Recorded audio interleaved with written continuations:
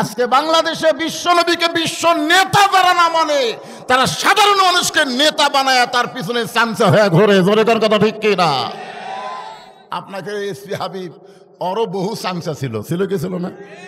আমাকে মাঝে মধ্যে মোবাইল করে বলতে, হুজুর শেরপুরে যদি ওয়াজ করবার চান আমাকে এমপির বিরুদ্ধে কিছু বলা যাবে না।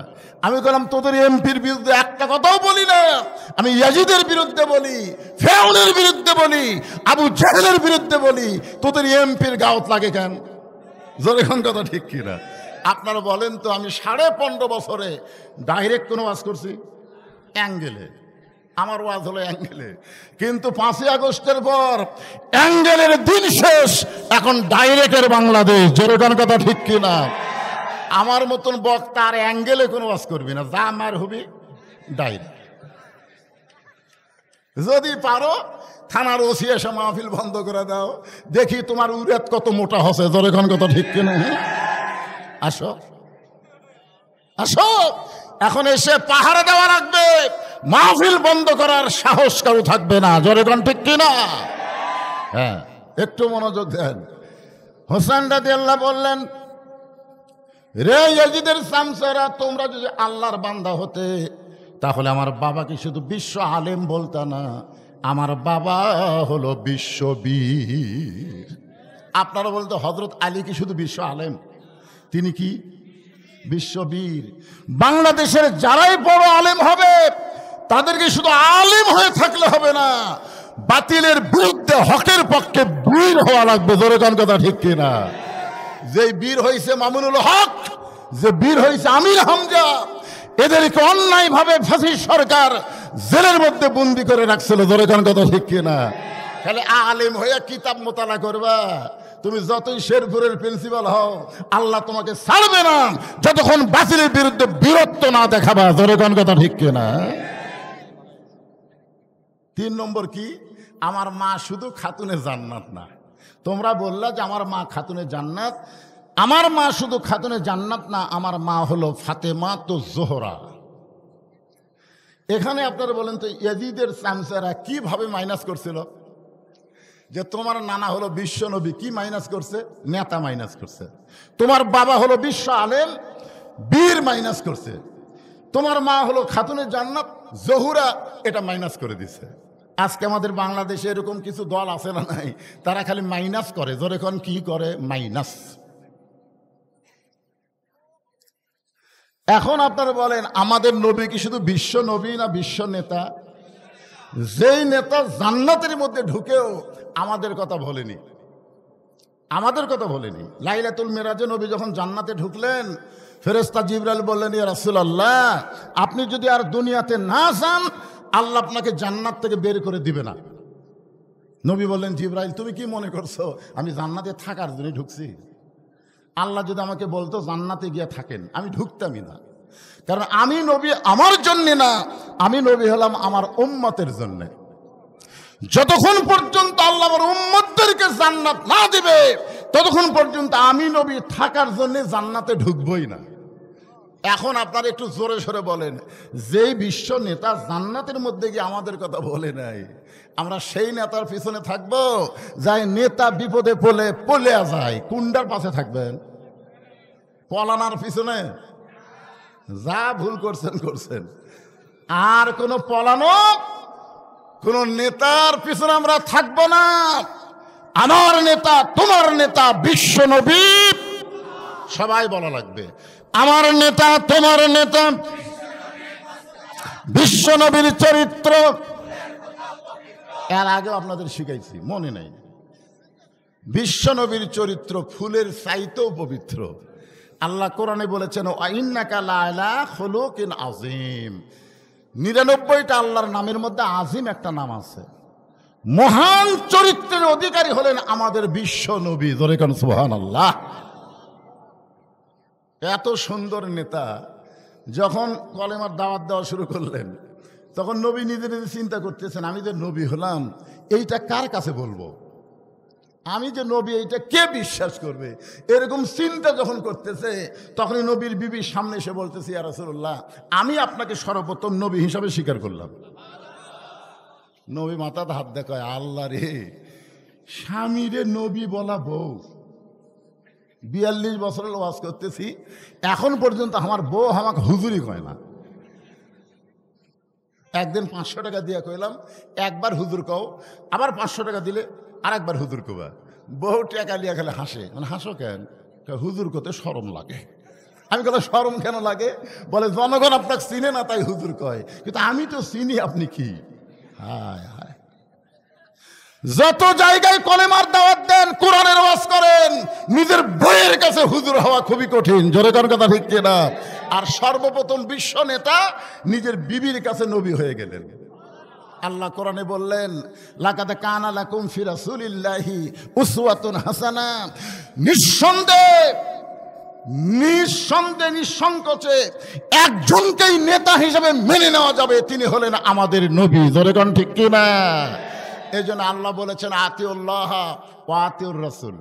দেখেন, আতিউল্লাহ ওয়া আতিউর রাসূল, এরপরে আল্লাহ বললেন ওয়া উলিল আমরি মিনকুম। এখানে তো আল্লাহ বলতে পারতেন ও আতিউ উলিল আমরি মিনকুম, কিন্তু আতিউ কেন বললেন না? এটা না বলার পেছনে কারণ হচ্ছে, আমার দবির ভাই বুঝবার পারছে। আপনারা বলেন তো, মসজিদে কোনো ইমাম সাহেব যখন নামাজ পড়ায়, মনে করেন আসরের নামাজ 4 রাকাত, কয় রাকাত? 2 বৈঠক দেওয়া লাগে। কয় বৈঠক? 2 রাকাতের পরে একটা, 4 রাকাতের পরে একটা। কিন্তু ইমাম টাইটেল পাস, দাওরা পাস, 2 রাকাতে বসেছে, আবার 3 রাকাতেও বসেছে। এখন আপনারা কি মনে করবেন, হুজুর টাইটেল পাস, দাওরা পাস, এতদিন 4 রাকাত পড়াছে, আজকে 3 রাকাত বসিছে, আমরা কিছুই কম না। কোন লোক যদি কিছু না কর, নামাজ হবে? কেন হবে না? কারণ নবীর তরিকা হলো 2 বার বসা লাগবে 4 রাকাতের ভিতরে। ওই 2ও তো বসিছে, 3ও তো বসিছে, তার মানে নবীর তরিকা কি করছে? মাইনাস করে দিছে। এখন আপনাদের দায়িত্ব কি? আল্লাহু আকবার, আল্লাহু আকবার বলে নেতাকে খাড়া করা। কিন্তু নেতা যদি মনে করে 42 সাল পর্যন্ত আমি উঠবো না, সারা নেতারা এ কাউয়া কুটি গেল রে। 2-3 জন ধরে টেজর তুলে দেওয়া লাগে, আর মাইক পায়া বলে খেলা হবে। রে পাগলা, খেলবার গেলে মাজাত বল থাকা লাগবে। ধরে কোন কথা ঠিক কিনা? কয় পলাবো না রে, পলাবি না। ফখরুলের বাড়ির নাকি যাবি? বর্তমান ফখরুল সাহেব যেরকম কথা বলতেছে, মনে হয় ওবায়দুল কাদেরের সাথে মিল দিছে। কারণ বিএনপির ফখরুল ইসলাম মাঝে মধ্যে খুব বেয়াসাইজা কথা বলতেছে। ধরে কোন কথা ঠিক কিনা? ইসকনকে নাকি নিষিদ্ধ করা যাবে না, ইসকনকে নিষিদ্ধ করা যাবে না। তারপরে প্রথম আলো ডেইলি স্টারের পক্ষে কথা বলতেছে। আমি বিএনপিদের বলবো, শহীদ জিয়ার আদর্শকে ভুলবেন না, শহীদ জিয়ার আদর্শকে গ্রহণ করে দল করেন, আপনাদের মাঝেও ইসলামের পুরাপুরি ভাব চলে আসবে। ধরে কোন কথা ঠিক কিনা? হ্যাঁ, এ ফখরুল কে রে? আগে কোন দল করছে? এক খোঁজা দরকার। কি বুঝতেছেন? পলাবি না, পলাইনি। এখন লোকমা দিছে, ইমাম সাহেব মনে করতেছে আমি একটা নেতা মানুষ, টাইটেল পাস, দাওরা পাস, আমি উঠবো না। এখন আপনারা বলেন তো, মুসল্লিরা কার পক্ষে যাবে? নেতার পক্ষে না যে লোকমা দিছে তার পক্ষে? কথা কয় না। তার মানে কি বুঝলেন? নেতা, তোমার পিছনে আমরা ততক্ষণ আনুগত্য করব যতক্ষণ তুমি আল্লাহর হুকুম, নবীর তরিকা মোতাবেক নামাজ পড়াবা। তুমি নবীর তরিকা বাদ দিয়ে ইচ্ছা মতো উঠবস করবা, তোমাকে আমরা মানব না। অউলিল আমরি মিনকুম দিয়ে আল্লাহ বুঝাইলেন, আমিরদেরকে ততক্ষণ পর্যন্ত মানা যাবে, আমিরেরা যতক্ষণ নবীর তরিকা মোতাবেক চলবে। জোরে কোন কথা ঠিক কিনা? খুব খেয়াল করে শুনবেন। তো এখন আমরা সবাই আল্লাহর কোরআন অনুযায়ী বাংলাদেশ যদি চলাবার চাই, আমাদের করণীয় কি? এইটাকে সামনে নিয়ে আমি যে আয়াতে কারিমা তেলাওয়াত করেছি আপনাদের সামনে আলোচনা করব। আয়াতটা আর একবার তেলাওয়াত করি। ইয়া আইয়ুহাল্লাযীনা আমানুস্তাঈনু বিস-সাবরি ওয়াস-সালাহ ইন্নাল্লাহা মা'আস-সাবিরিন। আপনারা বলেন তো, কোরআন দিয়ে যখন বাংলাদেশ চালু হবে, যিনি বাংলাদেশের প্রধানমন্ত্রী হবেন, তার 1 নম্বর দায়িত্ব কি? নামাজ পড়া না কায়েম করা? আল্লাহ কোরআনে বলতেছেন 4টা কাজ করা লাগবে, 4টার মধ্যে ওর 1 নম্বর আছে। আল্লাযীনা ইম্মাক্কান্নাহুম ফিল আরদ, মুসলমানের মধ্যে কাউকে যখন ক্ষমতার চেয়ারে দেওয়া হবে তার 1 নম্বর দায়িত্ব হলো আকামুস সালাত, নামাজ কায়েম করা। আচ্ছা, সরকার যদি নামাজ কায়েম করে তাহলে আমাদের ছেলেদের চরিত্র কেমন হবে? কয় ভোট দিবি? আপনারা বলেন তো, যারা একলাই 10টা ভোট দিছে খুঁজলে দেখবেন ওই শালারা জুম্মার নামাজও পড়ে না। ধরে কথা রেখে না, কারণ আল্লাহ কোরআনে বলতেছেন ইন্নাস সালাতা তানহা আনিল ফাহশাই ওয়াল মুনকার, একমাত্র নামাজই পারে মানুষকে যাবতীয় খারাপি থেকে, অশ্লীলতা থেকে বাঁচায় দিতে। ধরে কারণ সুবহানাল্লাহ। তাহলে সরকারের দায়িত্ব কি? নামাজ কায়েম করা। আমাদের ছেলেগুলো যদি নামাজ ধরে, ওর কাছে যতই 4G 5G মোবাইল থাক, ওই অকাম করবি না। করবার গেলেই মনে হবে কেউ না দেখলেও তোমাকে আল্লাহ দেখতেছে রে। সুবহানাল্লাহ কন্যাকে। সেই নামাজকে নিয়ে আজকের আলোচনা হবে। আমার মা বোনের যারা পর্দার অন্তরে বসে আছেন, আপনারাও মনোযোগ দিয়ে শুনবেন। 1 নম্বর হলো নামাজ। আল্লাহ বলতেছেন যদি তোমরা কিছু পাবার চাও তাহলে ধৈর্য আর নামাজের ভিতর দিয়া চাও। নামাজ শুধু পড়লে হবে না, সেই নামাজের মধ্যে ধৈর্যের শিক্ষা নেওয়া লাগবে। একটু মনোযোগ দিয়ে শুনবেন। নবী যখন মক্কায় ছিলেন তখন নামাজ পাইছেন, কিন্তু নামাজ কায়েম করতে পারেন নাই। নবী কিন্তু নবুয়তের 10ম বৎসরে মেরাজ হয়েছে। ওই মেরাজের মধ্যেই নবী 5 ওয়াক্ত নামাজ পাইছেন। এই নামাজ পাওয়ার পর 3 বছর তিনি মক্কায় ছিলেন, কিন্তু নামাজ কায়েম করতে পারেন নাই। নামাজ কায়েম করার জন্য আল্লাহ তাআলা নবীকে হিজরত করে মদিনায় পাঠিয়ে দিলেন। মদিনায় যাওয়ার পরে নবী যখন মদিনাকে রাষ্ট্র ঘোষণা করলেন, নবী যখন প্রেসিডেন্ট হয়ে গেলেন, ওই সময় নামাজ কায়েম করলেন। সুবহানাল্লাহ বলেন না কেন? কারণ মক্কাত নামাজ পাশে নবী আসলো ইমাম, আর আবু জেহেল হচ্ছে নেতা। নবী দেখলো না রে, হুজুররা যত ইমাম হোক আর আবু জেহেল মার্কা মানুষ যখন নেতৃত্বের আসনে থাকবে তখন নামাজ পড়া যাবে, কিন্তু নামাজ কায়েম করা যাবে না। নামাজ কায়েম করতে গেলে কি লাগবে? ইসলামী রাষ্ট্র লাগবে ভাই, কোরআনের রাষ্ট্র লাগবে। নবী নামাজ কায়েম করলেন। আসরের নামাজ, 5 ওয়াক্ত নামাজের মধ্যে একটা নামাজ হলো আসরের নামাজ। যেরকম কি নামাজ? আসরের নামাজ। হ্যাঁ, এই 5 ওয়াক্ত নামাজের মধ্যে আসরের নামাজের গুরুত্ব কিন্তু খুব ভালো। এই জন্য আসরকে বলা হয় সালাতুল ওস্তা। আসরের আগেও 2 ওয়াক্ত, আসরের পরেও 2 ওয়াক্ত। হযরত বেলাল আসরের আজান দিলেন। পৃথিবীর সর্বশ্রেষ্ঠ মুয়াজ্জিন হলো হযরত বেলাল। দুনিয়ার মুয়াজ্জিন আজান দেয়, সে আজান মুসল্লির কানে ঠিক মতো যায় না। আর হযরত বেলাল যখন আজান দেয়, ওই আজান আল্লাহর আরশ পর্যন্ত পৌঁছে যায়। আপনারা বলেন তো, সব মুয়াজ্জিনের চাইতে বেলালের আজানের গুরুত্ব কেন বেশি? আমার এলাকার এক মুয়াজ্জিন আমারে কয়, হুজুর এই ফজরের আজান দিবার গেলে মুসল্লি না আসলেও কুত্তে আসে। ধরে এখন কি আসে? কই যে আজান শুরু করি, এই কুত্তারা যে কুত থাকে দৌড়ে আসে, গেলে মসজিদের জানলার কাছে পাও তুলে করে। তো হুজুর এই কুত্তাগুলো আমার আজানের লোকমা দেয় কেন? মানে আমি আজান দিবার চাই, মাইকও তো এই কুত্তার শব্দ যায়। আমাকে বললো, হুজুর এমন কোনো দোয়া আছে যে দোয়া দেওয়া কুত্তে আসবে না? আমি বললাম, মুয়াজ্জিন সাহেব কুত্তে আসবে না, একটা দোয়া আছে। বলে, হুজুর সেই দোয়াটা কি? আমি বললাম, আপনার ছেলে মেয়ে আছে? হ্যাঁ। ওরা কি নামাজ পড়ে? তখন কাছে না হুজুর, আমি তো নামাজের আজান দিবার যাই মাস গেলে 5,000 টাকার আশায়, কিন্তু আমার ছেলেরা তো কম্বল ছাড়ে না হুজুর। আমি বললাম, এই জন্যই কুত্তা লোকমা দিছে যে ওই ব্যক্তির চাইতে উত্তম কোনো ব্যক্তি নাই। আল্লাহ কোরআন শরীফের মধ্যে বলেছেন, আমান আহসানু কাওলাম মিম্মান দা ইলাল্লাহ ওয়া আমিলা সালিহান ওয়া ক্বালা ইন্নানী মিনাল মুসলিমিন। ওই ব্যক্তির চাইতে উত্তম কোনো ব্যক্তি নাই যে ব্যক্তি মানুষকে আজান দেয়, আল্লাহ রাস্তায় ডাকে। সে শুধু ডাকে না, নিজে নেক আমল করে এবং সে যে মুসলমান, আত্মসমর্পণকারী, এইটা পরিচয় দেয়। ধরে কেন সুবহানাল্লাহ। আপনি কি জানেন না, কু আনফুসাকুম আহলিকুম নারা, জাহান্নামের আগুন থেকে বাঁচতে গেলে একলা বাঁচলে হবে না, আহলদের নিয়ে বাঁচা লাগবে। এই জন্য কুত্তা বুঝবার পারছে, এই কারণে লোকমা দেয়। আপনারা বলেন তো, হযরত বেলাল কি সেই রকম মুয়াজ্জিন নাকি?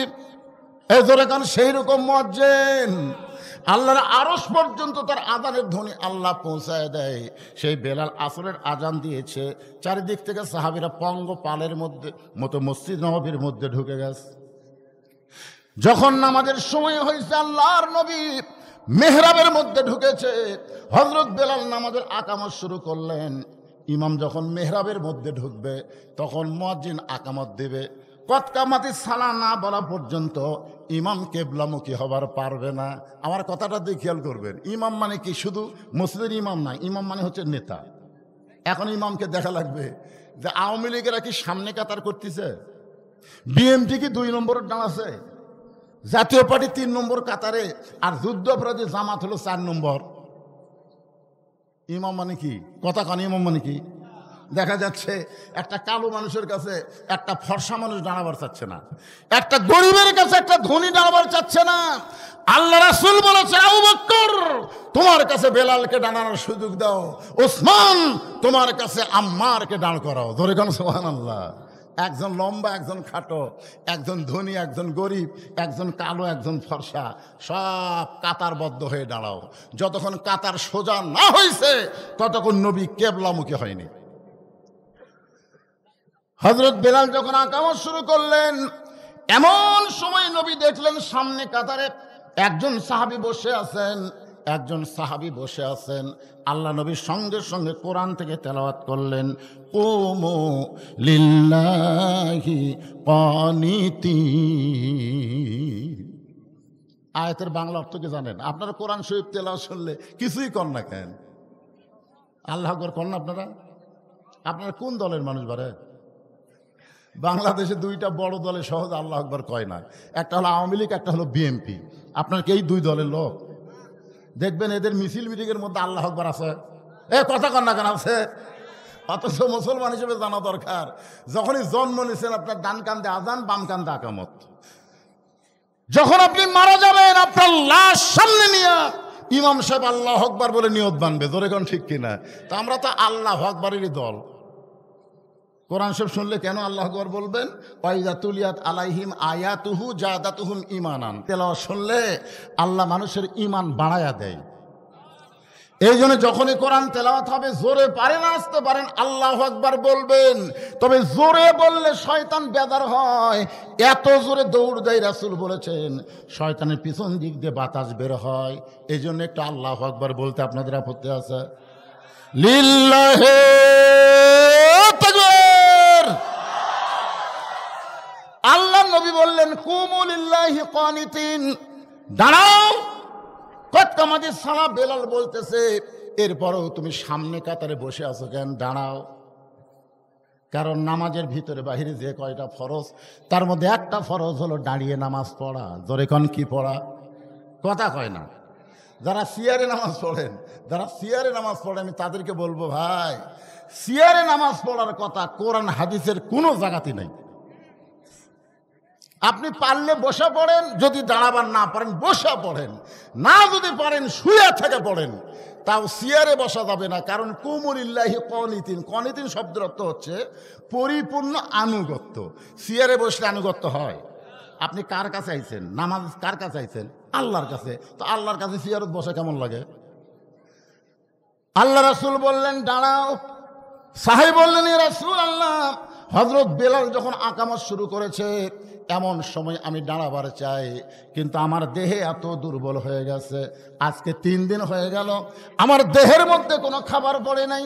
এই না খাওয়ার কারণে আমি এত দুর্বল হয়ে গেছি। ইয়া রাসূলুল্লাহ, আমি দাঁড়াবার চাই কিন্তু দাঁড়াবার পারতেছি না। সঙ্গে সঙ্গে আল্লাহ নবী বললেন ওসমান। নবী যখন মদিনার রাষ্ট্রপতি ছিলেন, ওই সময় নবীর কয়েকটা মন্ত্রী ছিল। ধর্মমন্ত্রীর নাম হলো আবু বকর। জোরে কোন ধর্মমন্ত্রীর নাম কি? সবাই একটু হা করেন। ধর্মমন্ত্রীর নাম কি? আইনমন্ত্রী হলেন হযরত ওমর, আইনমন্ত্রী হলেন হযরত ওমর, আর শিক্ষামন্ত্রী হলেন হযরত আলী, আর অর্থমন্ত্রী হলেন ওসমান গনি। আমি এখানে কয়টা মন্ত্রীর নাম করলাম? 1 নম্বর হলো ধর্মমন্ত্রী, নাম কি? আবু বকর। আইনমন্ত্রী ওমর। আর বাংলাদেশের আইনমন্ত্রী শালা নৌকা ধরা পড়ছে পারে, যে নৌকা নৌকা সারা জীবন করলো, ওই নৌকায় ওকে কাল হয়ে গেল। ধরে কর কথা ঠিক কিনা? লঙ্গি পর এক 60 গাঁত দেশ যখন ধরলো, ধরার পর নিয়ে যাচ্ছে, তখন চোখ টেরা করে। কি রে, কেউ চিনবার পারতেছে না, কারণ দাড়ি কামাছে, মাথাত কলপ দিছে, চিনবি কে? দেখো এটা কে? কয় দরবেশ বাবা। হায় হায়, কি সুন্দর সাদা দাড়ি। কয় সব কামাছে, বিপদত পড়লে দাড়ি থাকে। আর এই হলো ধর্মের নামে মিথ্যাবাদী, যারা মাথায় টুপি দিয়ে মুখে দাড়ি রাখে, আবার বিপদে কামায় ফেলে। ধরে কোন কথা ঠিক কিনা? এত বিপদ গেছে, আল্লাহর কোরআনের দলের লোকেরা কি দাড়ি কামাছে? ধরে কোন দাড়ি কামাছে? হ্যাঁ, আইন মন্ত্রী আনিসুল হক আইনের নামে যত অন্যায় করেছে আমাদের বাংলাদেশে, ভালো ভালো মানুষগুলোকে অন্যায়ভাবে জেলের মধ্যে ঢুকাইছে, এমনকি অনেককে জেলের মধ্যে থেকে ফাঁসির মঞ্চে নিয়ে গেছে। জোরে কোন কথা ঠিক কিনা? এই আইনমন্ত্রী। 1 নম্বর ধর্মমন্ত্রী হও তাও বাক্কার। আপনারা একটু চিন্তা করে দেখেন, আল্লাহ নবী ধর্মমন্ত্রী আবু বকরকে কেন বানালেন? কারণ ধর্মমন্ত্রীর সাথে আবু বকরের চরিত্রের মিল আছে। সুবহানাল্লাহ খান। একদিন ফেরেশতা জিবরাইল মসজিদ নববীর মধ্যে এসে বলে, ইয়া রাসূলুল্লাহ, আল্লাহ পাক আপনাকে সালাম দিয়েছে। সঙ্গে সঙ্গে নবী খুশি হয়ে বললেন, ওয়া আলাইকুম আসসালাম ইয়া আল্লাহ। জিবরাইল বলতেছে, ইয়া রাসূলুল্লাহ, শুধু আল্লাহ পাক আপনাকে সালাম দেয়নি, আপনার ধর্মমন্ত্রীকেও আল্লাহ সালাম দিয়েছে। নবী বলেন, জিবরাইল, আল্লাহর ওহী নিয়ে তুমি আমার কাছে আসো, তুমি না হয় আল্লাহর সালাম আমাকে দিলে, কিন্তু আমার আবু বকরের কাছে আল্লাহর সালাম কে দিবে? জিবরাইল বলতে, হুজুর আমার যাওয়ার সুযোগ থাকলে আমি দিতাম, কিন্তু আমার তো যাওয়ার সুযোগ নাই। এখন আল্লাহর সালাম আপনাকেই আবু বকরের কাছে পৌঁছাতে হবে। আল্লাহ রাসূল বললেন, জিবরাইল, কোন আমলের কারণে আরশের আল্লাহ আবু বকরকে সালাম দেয় তুমি কি বলতে পারো? জিবরাইল বলতেছে, ইয়া রাসূলুল্লাহ, আমি জানি না। রাসূল বলতেছে, আমিও জানি না। জিবরাইল বলতেছে, হুজুর আপনিও জানেন না, আমিও জানি না কোন আমলের কারণে আল্লাহ আবু বকরকে সালাম দেয়। যদি আপনি জানতে চান তাহলে একটু তদন্ত করে জেনে নেন। দুনিয়ার সবাই যখন ঘুমায় গেছে, এমন সময় আল্লাহ নবী আবু বকরকে কেন আল্লাহ সালাম দিছে, এইটা তদন্ত করার জন্য চুপি চুপি আবু বকরের বাড়ির কাছে গিয়ে দেখে ঘরের ভিতর থেকে ছোট বাচ্চার মতন ফোঁফায় ফোঁফায় কাঁদতেছে। কে কান্দে এমন করে? আর একটু জানলার কাছে গিয়ে নবী কান ফেলায় শোনে, যে কাঁদতেছে সে আর কেউ না, 1 নম্বর জান্নাতি হযরত আবু বকর। এই দুনিয়াতে 10 জনকে জান্নাতের সার্টিফিকেট দেওয়া হয়েছে। কয়জন আপনারা জানেন না? আশারে মুবাশশারা জানেন? নাম জানেন? খালি 10 জন সাহাবী করলে হবে না, তোদেরকে নামও জানা লাগবে। এই ছেলেরে, ভারতের কয়টা নায়ক নায়িকা তাই তোমরা কবর করো। মেসি নেইমারের নাম তোমাদের ভিতরে মুখস্থ থাকে। আর আশারে মুবাশশারা ইমাম মালিক বলেছেন, এই 10 জন সাহাবীর নাম সবসময় যারা মুখস্থ বলতে পারবে, ওই ব্যক্তিরা যখন মৃত্যুর বিছানায় দুর্বল হয়ে পড়বে, এই 10টা সাহাবীর রুহানি তাওয়াজ্জুহ আল্লাহ তার প্রতি নাজিল করে ইমানের কলেমা তার মুখে আল্লাহ জারি করে দিবে। কয়জন? নাম কোন? 1 নম্বর আবু বকর, 2 নম্বর ওমর, 3 নম্বর ওসমান, 4 নম্বর আলী, 5 নম্বর আব্দুর রহমান ইবনে আওফ, 6 নম্বর হলো জুবাইর, 7 নম্বর তালহা, 8 নম্বর সাদ ইবনে আবি ওয়াক্কাস, 9 নম্বর হলো আবু সাঈদ, আর 10 নম্বর হলো উবাদা ইবনুল জাররাহ।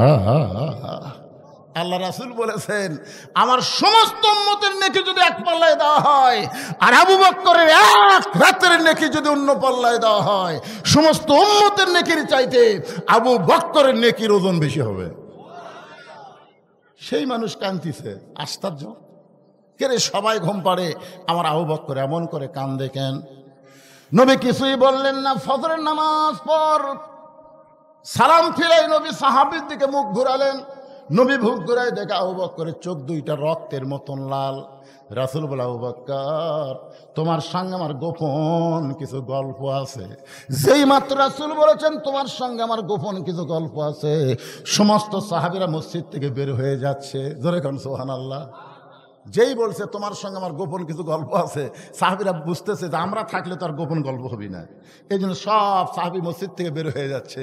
নেতা কারে কয় চিন্তা করেন?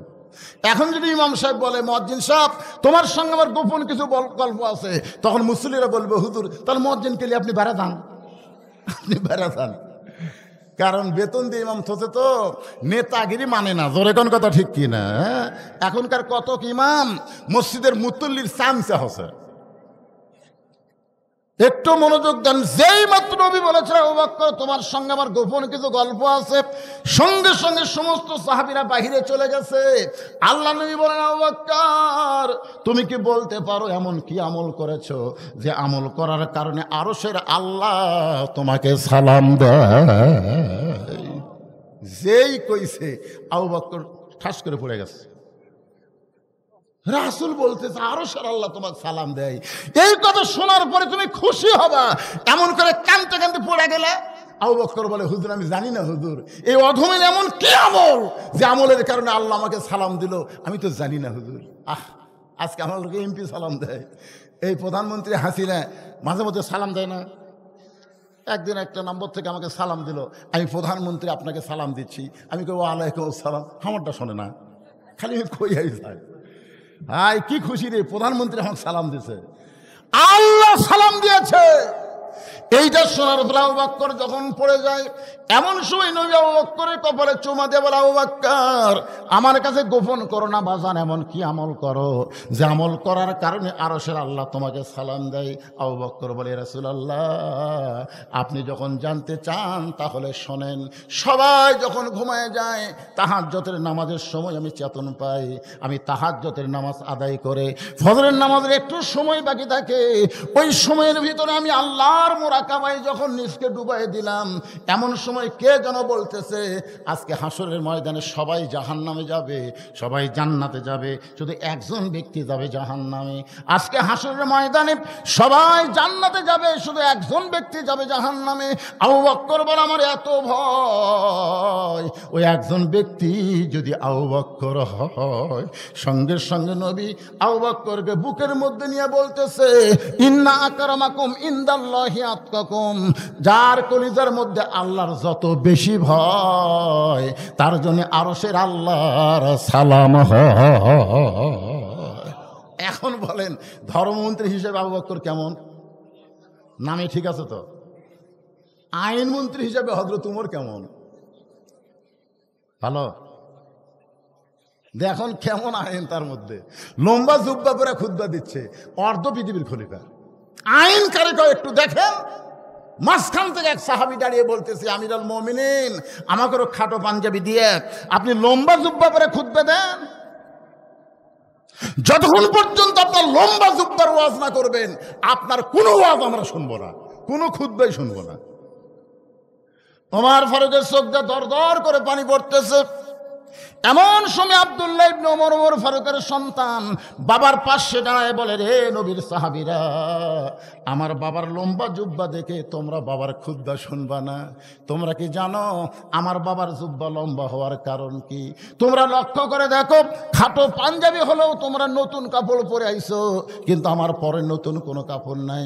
ওসমান গনি বলে আব্দুল্লাহ আজকে জুমার দিনে সবাই নতুন কাপড় পরেছে, তুমি কেন নতুন কাপড় পরো নাই? আব্দুল্লাহ বলতেছে ওই আইনের মানুষটাকে জিজ্ঞাসা করো, এই আইনের মানুষটাকে জিজ্ঞাসা করো।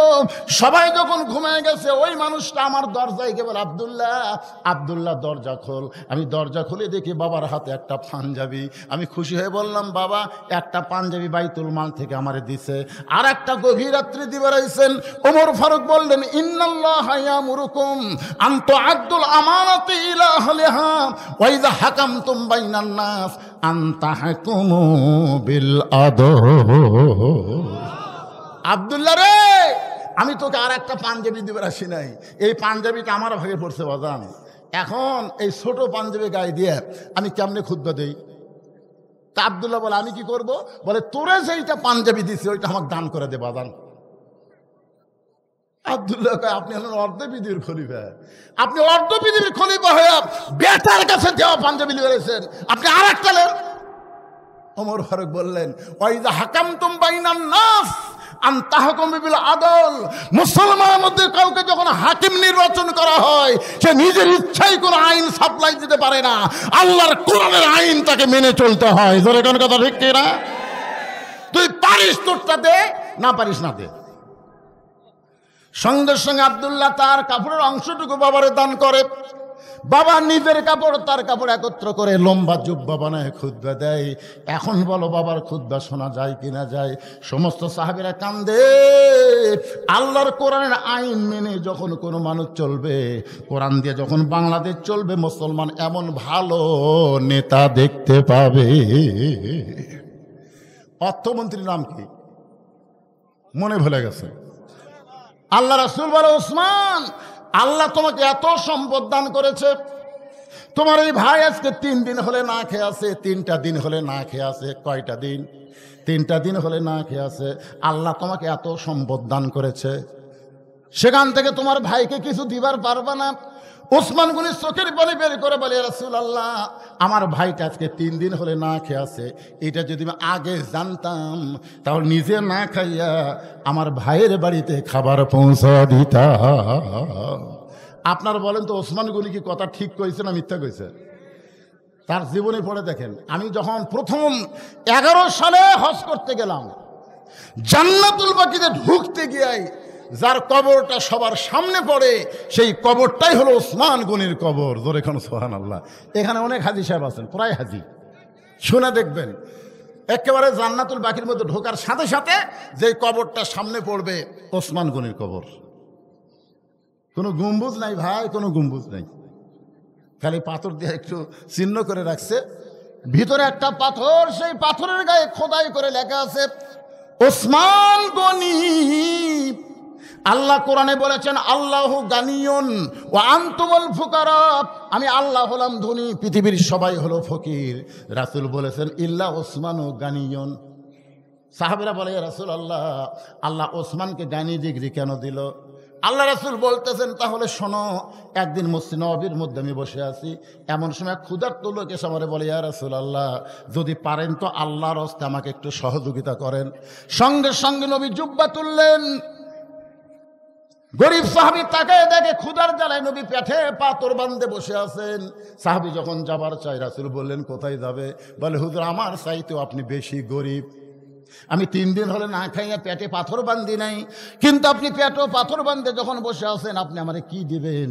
রাসূল বলে, আমি দিবার পারলাম না, বরং তোমাকে এমন একজন ব্যক্তির কাছে পাঠাবো যে গেলে তোমাকে অনেক কিছু দিয়ে দিবে। যাও, ওসমানের কাছে যাও। নবীর কথা মতো গরিব সাহাবী ওসমান গনির দরবারে গেছে। সন্ধ্যার সময় গিয়া দেখে ওসমান গনির ঘরে একটু আলো বেশি হয়েছে। ওসমান গনি শোলটা টাইনা টাইনা ঘরের আলো কমাইতেছে। গরিব মনে মনে কয়, আমি যতই গরিব হই, আর চাইতে বেশি আলো আমার ঘরে জ্বললেও আমি কোনোদিন আলো কমাই না। এত কৃপণের কৃপণ, সামান্য আলো বেশি, সে আলোটাই না কমায়, ই আমারে কিছুই দিবে না। নবীর কাছে গিয়া বলে, রাসূলুল্লাহ, আপনি দিবার পারবেন না, ঠিক আছে, কিন্তু এমন কৃপণের কাছে আমারে কেন পাঠাইছেন? রাসূল বলে, তুমি কি তোমার অভাবের কথা কইছো? বলে, যা দেখলাম, অভাবের কথা বলার সাহস পাই নাই। নবী রাগ করে বলেন, আবার যাও। পরদিন সকালবেলা ওসমান গনির দরবারে গরিব সাহাবী গিয়া দেখে ওসমান গনি যেই বালিশে মাথা দিয়ে ঘুম পাড়ে, ওই বালিশের কোনা ফাইটা সামান্য তুলা ঘরের মধ্যে পড়ছে। ওসমান গনি তুলাটা খুঁটাইয়া খুঁটাইয়া বালিশের খোলের মধ্যে ঢুকায়। হঠাৎ নাকের নিঃশ্বাসে একটা তুলার ফুরাঙ্গি উড়ে যাচ্ছে। ওসমান গনি ওইটা 2 লোক দিয়ে খপ করে ধরে আবার বালিশের খোলের মধ্যে ঢুকায়। গরিব কয়, আল্লাহ রে, এর চাইতে বেশি তুলা যদি আমার ঘরে পড়ে, আমি সামটা দিয়ে ঝাড় দিয়ে ফেলা দিব। এমন কৃপণের কৃপণ, এ আমারে কি দান করবে? নবীর কাছে গিয়ে বলে, রাসূলুল্লাহ, হুজুর, আপনি দিবার পারেন না, ওই কৃপণের কাছে আমারে কেন পাঠাইলেন? রাসূল বলে, তুমি কি তোমার অভাবের কথা কইছো? বলে, বলার সুযোগ পাইনি। নবী রাগ করে বলেন, আবার যাও। পরদিন সকালবেলায় নবীর কথায় গরিব সাহেব ওসমান গনির দরবারে এসে দেখে ওসমান গনি খালি গায়ে বসে আছে। কি গায়ে? কিছুক্ষণ পর লক্ষ্য করে দেখে কোলের মধ্যে একটা পাঞ্জাবি, সেই পাঞ্জাবি এবার আলগা করছে, কয়েক জায়গায় পাঞ্জাবি ছিঁড়ে গেছে। ওসমান গনি নিজের হাতে পাঞ্জাবিতে তালি দিবে, এই পাঞ্জাবি সেলাই করবে, এই কারণে সুয়ের মধ্যে সুতা ঢোকাবার চাই, কিন্তু চোখের পাওয়া নিজের হাতে সর্বপ্রথম যদি কোরআন শরীফ লেখছে, তার নাম কি? ওসমান গনি জের জবর নক্তা সব কিছু ঠিক মতো দেওয়ার কারণে তার চোখের পাওয়ার একটু কমে গেছে, যার কারণে সুইয়ের মধ্যে সুতা ঢুকাবার পারতেছে না। সুই ধরে এইরকম সুতা এদিক দিয়ে যায় এদিক দিয়ে যায়। গরিব মনে মনে কয় এরকম হাজার জুব্বা কিনা ওসমান গনি গায়ে দিবার পারবে, আর নিজে যখন পারবে না দর্জির কাছে দিবে। কি কৃপণের কৃপণ, নিজেই জুব্বা সেলাই করবে কিন্তু সুইয়ের মধ্যে সুতা ঢুকাবার পারতেছে না। গরিব সাহেব রাগ করে বলে ওসমান ভাই। ওসমান তাকায় বলতেছে আসসালামু আলাইকুম, কখন আইছেন? বলে এই দিয়ে যাচ্ছিলাম। আপনি সুইয়ের মধ্যে সুতা ঢুকাবার পারতেছেন, আমি একটু ঢুকাই দেই। ওসমান গনি বলে ভাই তাহলে বড় তো উপকার হয়। এর গরিব সাহেব সুইটা নিয়ে যেই মাত্র সুতা ঢুকাই দিছে, ওসমান গনি খপ করে হাত ধরছে। গরিব বলে আমার হাত ধরলেন কেন? বলে তুমি আমার সুয়ের মধ্যে সুতা ঢুকায়া আমাকে ছেঁড়া পাঞ্জাবি সেলাই করার সুযোগ করে দিলে, এর বিনিময়ে তুমি কি চাও? গরিব মনে মনে করে যে দেখা 3 বার দেখছি, এর মতন কৃপণ দুনিয়াতে নেই, কি দিবে? গরিব রাগ করে বলতে হাত খালি ছেড়ে দেন আমি চলে যাই। ওসমান গনি বলতে ভাইজান এত বড় উপকার করেছো, তোমাকে খালি তো যাবার দেব না, বলো তুমি কি চাও? গরিব বলতেছে আমার কোনো কিছুর দরকার নাই। ওসমান গনি ডাক দে বলে ম্যানেজার। ম্যানেজার বলে হুজুর আমারে ডাকলেন কেন? বলে ডাকার কারণ হলো এই ব্যক্তি আমার সিনা পাঞ্জাবি সেলাই করতে গিয়া আমার সুয়ের মধ্যে সুতা ঢুকায় দিছে, এর বিনিময়ে 100 উট একে দিয়া দাও। গরিব বলে হুজুর কি কইলেন? এই সামান্য সুয়ের মধ্যে সুতে ঢুকাই দিলাম, তার কারণে 100 উট দিবেন। ওসমান গরিব আর ম্যানেজার এই গরিব ভাইকে 200 উট দিয়া দাও। গরিব বলে হুজুর কি বলেন? সামান্য সুয়ের মধ্যে সুতা ঢুকাইলাম, 200 উট দিবেন। ওসমান বলে ম্যানেজার ফার্মে কত উট আছে? বলে 2000-এরও বেশি। বলে সব উট আমার ভাইকে দিয়া দাও। গরিব চিল্লায় বলে হুজুর আর বাড়াবেন না, আর বাড়াবেন না, সামান্য সুয়ের মধ্যে সুতা ঢুকাইলে আপনি আমার 2000-এর বেশি উঠ দিবেন কেন? তাহলে পরপর 3 বার আমি কি দেখলাম? ওসমান বলে ভাই কি দেখছো? বলে প্রথম দেখছি ঘরে আলো বেশি, বলে আলো আপনি শোলটায় টাইনা টাইনা ঘুমাইলেন। তারপরে দেখলাম আপনি বালিশ ফাইটা তুলা পড়ে গেছে, ওই তুলা খুঁড়ে খুঁড়ে বালিশের খোলের মধ্যে ঢুকালেন। তারপরে দেখলাম সিনা পাঞ্জাবি সেলাই করবেন কিন্তু সুয়ের মধ্যে সুতা ঢোকাবার পারতেছেন না। ওসমান কান্দের বলে ভাই তুমি 3 বার যেইটা দেখেছো তার নাম হলো দুনিয়া, তুমি 3 বার যেইটা দেখেছো তার নাম কি? আর তোমার যে 2000 উট দিলাম এইটা হলো আখেরাত। কারণ দুনিয়ার আলোর ওসমানের দরকার নাই, দুনিয়ার ভালো বালিশের দরকার ওসমানের নাই, এই দুনিয়ার ভালো জুব্বার দরকার ওসমানের নাই। ওসমান হলো আখেরাতের কাঙ্গাল। তোমাকে 2000 উট দিয়া ওসমান আখেরাতে পাবার আশা। ধরে বলেন না সুবহানাল্লাহ। এখন বলেন অর্থমন্ত্রী হিসাবে হযরত ওসমান কেমন ছিলেন? জোরে বলেন। নবী ডাক দেন ওসমান তোমার ভাই আজকে 3 দিন হলে না খেয়ে আছে, এত সম্পদ আল্লাহ তোমাকে দান করেছে, সেখান থেকে তোমার ভাইকে তুমি কিছু দিয়া দাও। ওসমান বলে হুজুর আমার কোনো আপত্তি নাই, এমন দেওয়া দিব আর যেন কোনোদিন না খেয়ে থাকা না লাগে। ধরে কর না সুবহানাল্লাহ। নবী খুশি হয়ে বলেন এই আজকের দিনে বসে থাকে নামাজ পড়ো, আজকে বসে থাকায় নামাজ পড়ো। নামাজ শেষ হলে ওসমানের বাড়ি যাবে, এমন দেওয়া দিবে আর না খেয়ে থাকা লাগবে না। সঙ্গে সঙ্গে গরিব সাহাবী ছোট বাচ্চার মতন কাঁদতেছে। আল্লাহ রাসূল বলে নামাজ শেষ করে ওসমানের বাড়ি যাওয়ার কথা শুনে কান্দো কেন? বলে ইয়া রাসূলুল্লাহ আস্তাইনু বিস-সাবরি ওয়াস-সালাহ ইন্নাল্লাহা মা'আস-সাবিরিন। নামাজ পড়তে পড়তে আমার ঈমান এমন পর্যায়ে গেছে ইয়্যাকা না'বুদু ওয়া ইয়্যাকা নাস্তাইন, যদি সাহায্য লাগে একমাত্র কার কাছে যাব? দরকার হলে না খাইয়ে মরে যাব, কিন্তু যতক্ষণ আমার ঈমান বলবে আল্লাহ দিবার পারবে ততক্ষণ আমি আল্লাহ ছাড়া ওসমানের কাছে যাব না। কথাটা খেয়াল করছে? যতক্ষণ আমার ঈমান বলবে যে আল্লাহ হামাক দিবে। আপনাকে ঈমান কি কয়? ভারত যদি আমাকে পারমাণবিক বোমা মারে, যে কিছুদিন হলে ভারতের কয়েকটা পাতি নেতা চিল্লাচিল্লি করতেছে। আজকে আবার ফেসবুকে দেখলাম ওরা নাকি বর্ডারের দিকে গাড়ি নিয়ে আসতেছে, অস্ত্র নিয়ে। দেখেন আজকে আপনার তো মুরব্বী মানুষ, ছেলে ফেলে যারা, তারা মাঝে মাঝে ফেসবুকে দেখে। আজকে দেখলাম যারা শত শত গাড়ি বাংলাদেশের বর্ডারের কাছে আসতেছে, ওই হাসিনাকে রক্ষা করার জন্য গোটা বাংলাদেশটাকে এরা শেষ করে দিবি। জয় শ্রীরাম করছে আর সামনের দিকে আসছে মালওয়ানের জাত। তোরকে পাওয়ার যে কি আমি নিজের চোখে দেখছি। আমি কাজীপুর পৌরসভার মধ্যে গাড়ি থুয়া নদীর ওই পারে আমার মাজনা বাড়ি মাহফিল। আমাকে বললো হুজুর গাড়ি তো আপনার ওখানে যাবে না, নৌকা যাওয়া লাগবে। এমন একটা বড় নৌকা 100 যাত্রী নৌকার ভিতরে। নৌকা যখন নদীর মাঝখানে, এমন সময় আসমানে কালো ম্যাঘ করে একটা বাতাস শুরু হলো। যেই বাতাস শুরু হলো ওই নৌকার মধ্যে 2টা হিন্দু ছিল। জোরে কান কি ছিল? ওই 2টা হিন্দু আমার কাছে আসলো। আজকে হুজুর আসমানে কালো ম্যাঘ করে যে বাতাস শুরু হচ্ছে কিছু করেন। আমি বললাম কি করবো ভাই? বলে হুজুর আজান দেন। আমি কইলাম কে রে ভগবানের জাত, তোরা মুসলমান আজান কেমনে বুঝিস? হুজুর আমাদের বাড়ি হলো মুসলমান এলাকা, এরকম বিপদ যখন আসে আমরা ভগবান ভগবান কয়ে মুখের ফ্যানটা তুলি, কাম হয় না। কিন্তু ওই মসজিদের মুয়াজ্জিন একবার আজান দিলে কমে যায়, 2বার দিলে ভালো হয়। হুজুর আজান দেন হুজুর। আমি বললাম তোকে ভগবান কি কর হুজুর? ভগবান কোনোদিন সব জাগাত, ভগবান জাগাত, আর মুসলমানের আল্লাহ হলো সব জাগাত। জোরে কোন ঠিক কিনা? তোরা ভগবানের জায়গা ছেড়ে আল্লাহর জাগাত আসলে ফেরত যাওয়ার পারবো? খালি আসিয়া দেখ, খালি আসিয়া দেখ। সিলেটের শাহজালাল গৌর গোবিন্দকে যেইভাবে তাড়াইছে, আশা করা যায় বেশি বকওয়াস করলে ভারতেও মুসলমান, বাংলাদেশেও মুসলমান, পাকিস্তানেও মুসলমান, সব মুসলমান একত্র হয়ে পৃথিবীর মানচিত্রে কোনো মালওয়ান থাকবে না। জোরে কোনো কথা ঠিক কিনা? তোদের গোষ্ঠী লিল্লাহে তাকবীর, ওদের গোষ্ঠীর নাম হলো নমরুদ। জোরে কোন নাম কি? নমরুদ।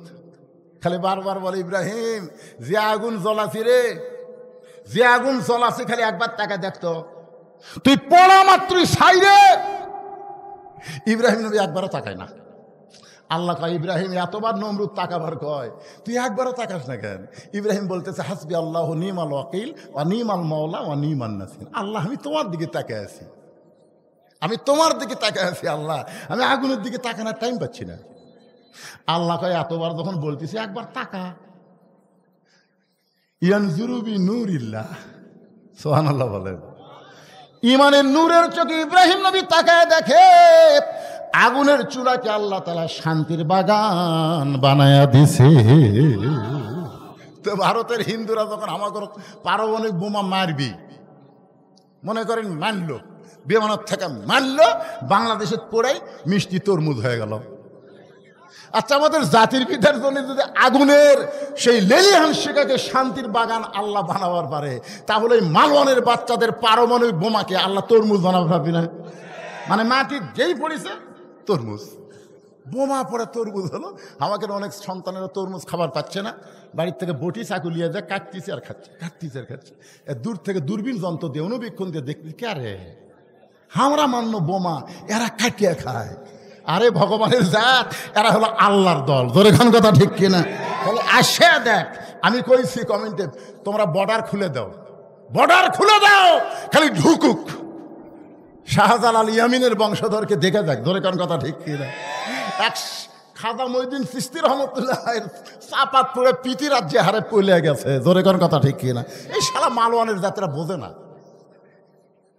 যে আল্লাহর জাতির কি ক্ষমতা। খালি আশা দেখ রে পাগলার, আশা দেখ। কি মনে করতেছেন জীবন দিব, কিন্তু মালওয়ানের কাছে আমরা ঈমান দিব না। জোরে কোন কথা ঠিক কিনা?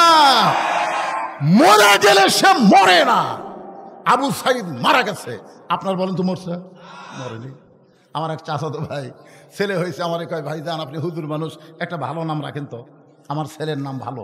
আমি বললাম তোমার ছেলের নাম রাখো আবু সাইদ। যেই কোছে আবু সাইদ কি খুশি, ভাই আমার মনই নাই। আমার ভাই ছেলের নাম তো আবু সাইদ। আমার পাড়াতে আরো 3টা ছেলে জন্মিছে, সবার নাম তো আবু সাইদ।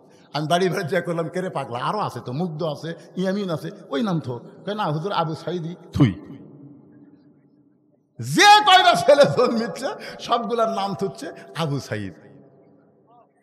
আমার এক খালা তো খালার তার মেয়ের আবার একটা মেয়ে হয়েছে।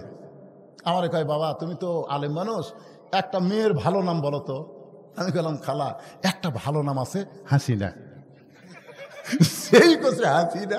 খালা কয় তুই আলেম না জালেম রে? আমি তোকে বললাম একটা ভালো নাম তো, আর তুই হাসিনা কোস। এই তুই জানিস না হাজির একটা খুনি? আমি তখন বললাম, আল্লাহ রে, হকের পক্ষে যারা জীবন দিয়েছে তারা কোনোদিন মরে না, আর হাসিনা বেঁচে থাকতেও মরে গেছে মানুষের অন্তর থেকে। জোরে কোন কথা ঠিক কিনা? কি মনে করতেছে? আল্লাহ কোরআনে বলেন, ওয়ালা তাকুলু লিমান ইউকতালু ফি সাবিলিল্লাহি আমওয়াতুন বাল আহইয়াউ ওয়ালাকিন লা তাশউরুন। একটা জিনিস খেয়াল করবেন, আমি আপনাদের শেরপুর কম ওয়াজ করছি, বহু ওয়াজ করছি। আমাকে তুলে দেয় রাত 9:30টায়, ওয়াজ শেষ হয় 12টায়, কিন্তু আজকে আমাকে তুলেই দিছে 11টায়। এই জন্য কেউ যাচ্ছে, কেউ উঠতেছে, কেউ হাঁটতেছে, আমি কোনো কথাই বলতেছি না। যা পারিস কর তোরা, কারণ টাইম মতো তুলে দেয়নি। এই আব্দুর রহমান আমাকে দাওয়াত দিয়েছে 2 তারিখের। জোরে কোন কয় তারিখের? কথা কন না কেন ভাই? ওর কাছে একটা কাগজ, আমি দাওয়াত গ্রহণ করছি 2 তারিখের দাওয়াত। এখন ঘড়ির দিকে তাকে দেখেন 3 তারিখ। এখন আপনারাই কোন 2 তারিখের দাওয়াত দিয়ে 3 তারিখে খাটিয়ে নেওয়া ঠিক আছে? তো এই জন্য কেউ যদি যান, চলে যান, চলে আসেন। এরা মাইকেও করছে মাহফিল হবে 2রা ডিসেম্বর। জোরে খান কথা ঠিক কিনা? 12টার পরে 3রা ডিসেম্বর হচ্ছে। মন চাই চলে যান তো। আপনার যত চলে যাবেন আমি তত তাড়াতাড়ি শেষ করে পারবো। জনগণ কবে লোক উঠে গেছে, আমার কি দোষ?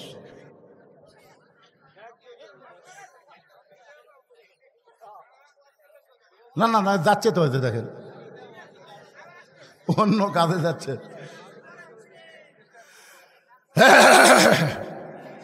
কে রে ভাই জানে রে, পিছনে যারা দাঁড়িয়ে আছেন, খালি আপনি কোরআনের মাহফিলে বসেন, এই মাহফিল আপনার জান্নাতের সাক্ষী হবে। খালি বসে দেখেন, দাঁড়িয়ে থাকলে কাম হবে না ভাই, বসেন। যারা উঠে চলে গেছে, চলে গেছে। সিটা পাতান বেশিক্ষণ রাখা যায় না, বাতাস দিলে আর উড়ে যায়। জোরেক্ষণ কথা ঠিক কিনা? আপনারা দানাদারি বান্ধ হয়ে বসেন তো। আমি যে আলোচনাটা করতেছি একটু মনোযোগ দিয়ে শোনেন।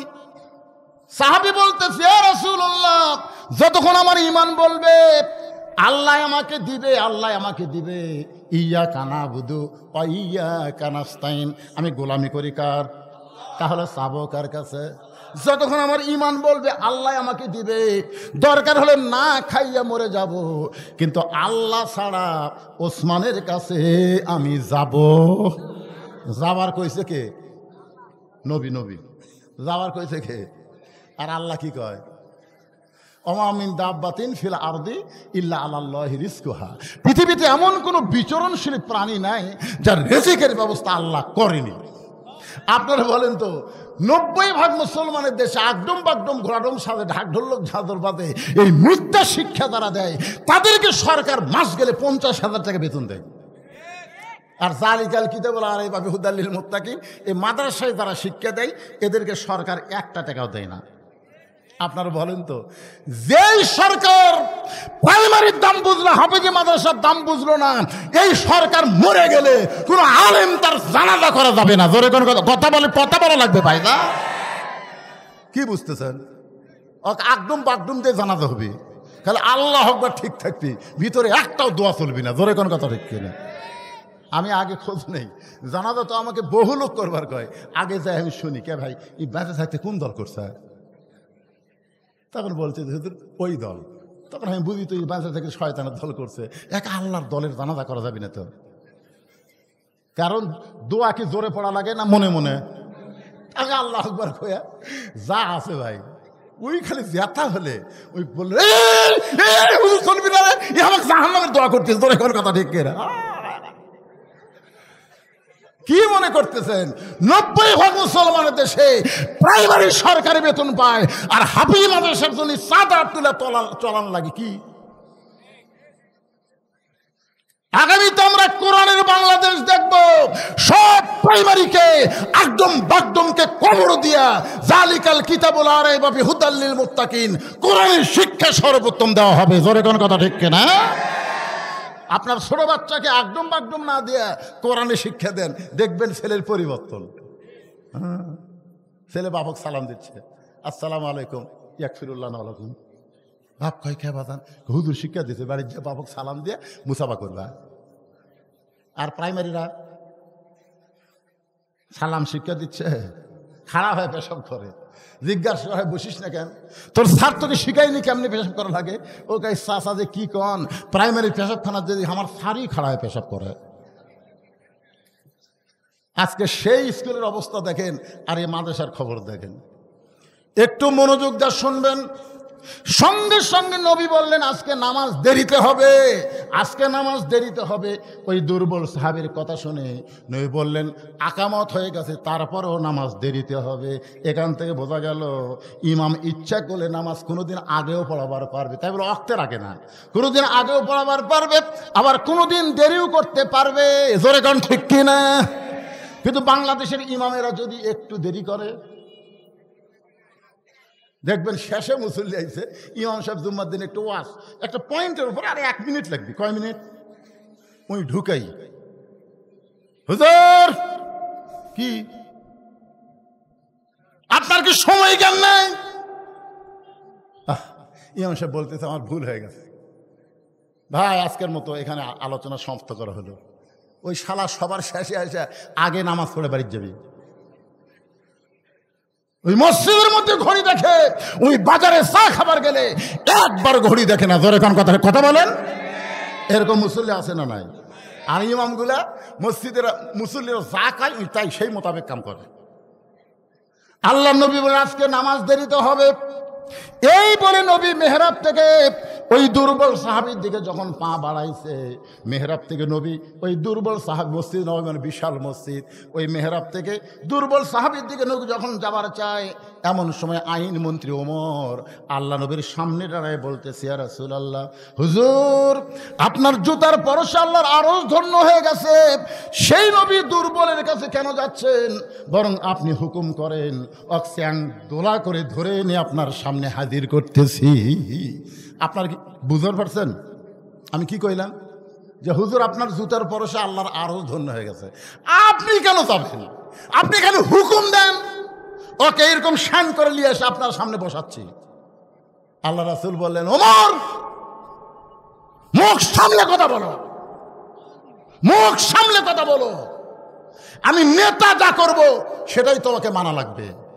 আল্লাহ কোরআনে বলেছেন আমার নবী যেটা করবে, মা আতাকুমুর রাসূলু ফাখুযুহু ওয়া মা নাহাকুম আনহু ফান্তাহু।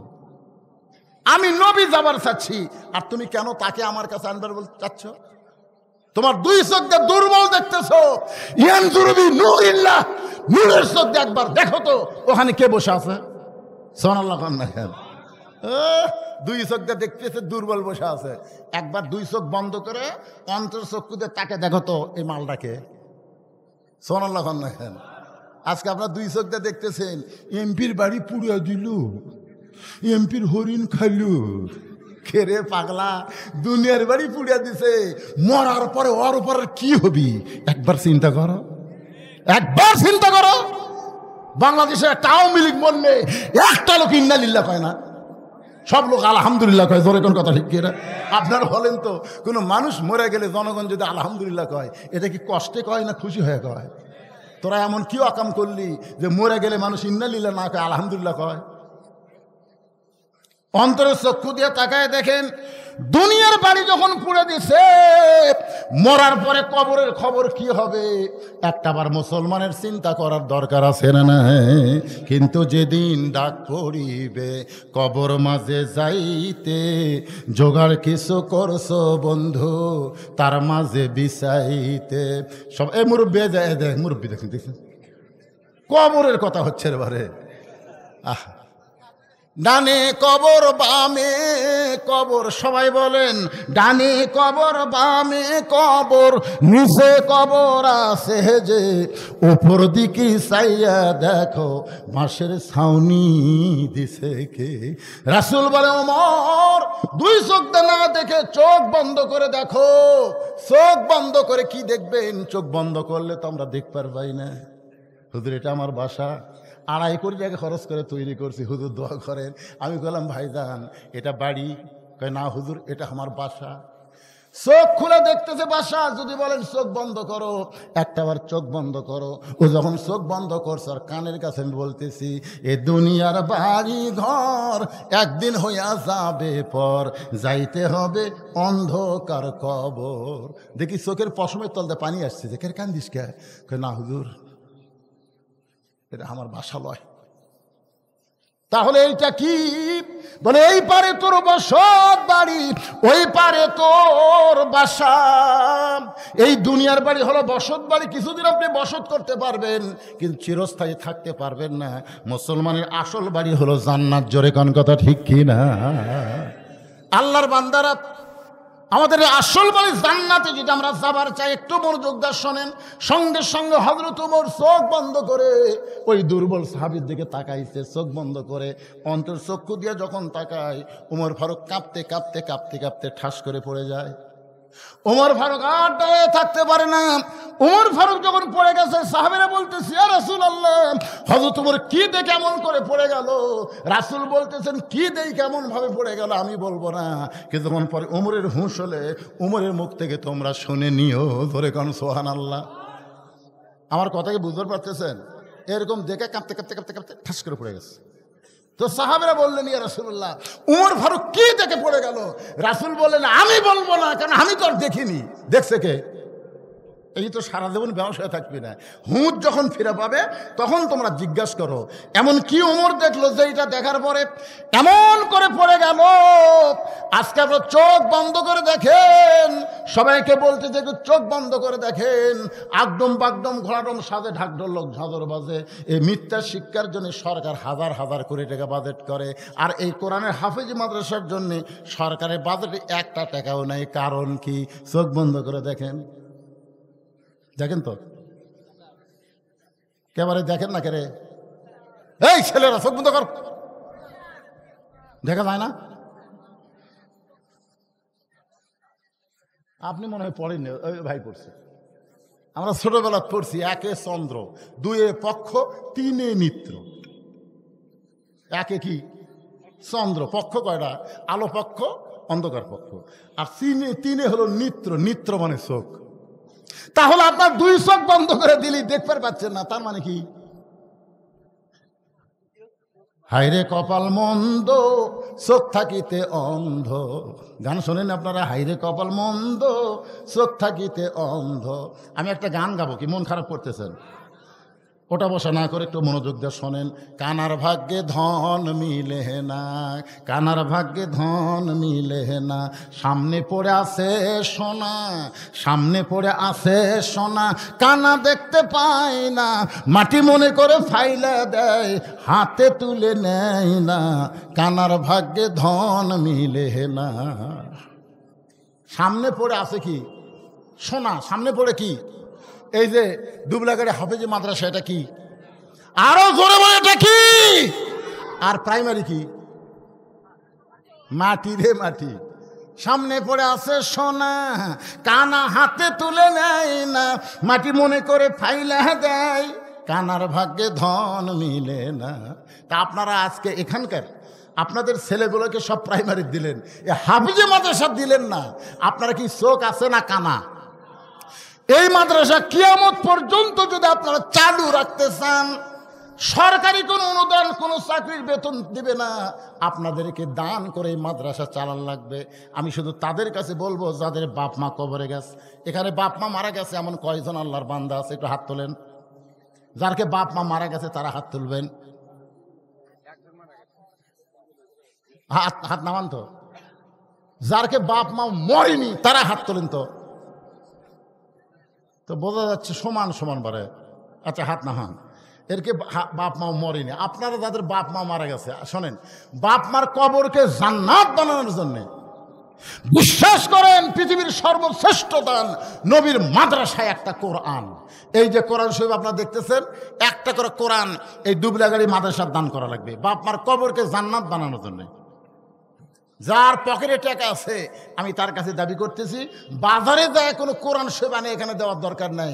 কোরআন শরীফ বাবদ মাত্র 500 টাকা দেবেন। আপনি একটা কোরআন শরীফ বাবদ 500 টাকা দান করবেন, আল্লাহ আপনার বাপ মার কবরকে জান্নাত বানিয়ে দিবে। আর আপনারা যারা বসে আছেন 500 টাকা দিবার পারবেন না, বাপ মা যাদের জীবিত আছে আপনাকে রুমাল যাবে, ব্যাগ যাবে, যিনি যা পারবেন 10 টাকা 20 টাকা 50 টাকা আল্লাহর রাস্তায় আপনার দান করবেন। অন্যদিকে সাইড নামাইরা বাপ মার কথা মনে করেন, অন্তরের চক্ষু দিয়ে একবার তাকায় দেখেন, বাবা কান্দে, মা কান্দে, কবরতে শুয়া দেখলি না রে দরদের বেটা একবারও আসিয়া। রফিকুল মিস্ত্রি 4টা কোরআন শরীফ বাবদ 2000 টাকা দান করেছে। আল্লাহ আল্লাহ দানকে কবুল করেন, বাপ মার কবরকে জান্নাতের টুকরা বানায় দেন। বাপ মা মারা গেছে, বাপ মার রোহে মাগফিরাতে কোরআন শরীফ বাবদ 500 টাকা দান করেছে, আল্লাহ দান করেন।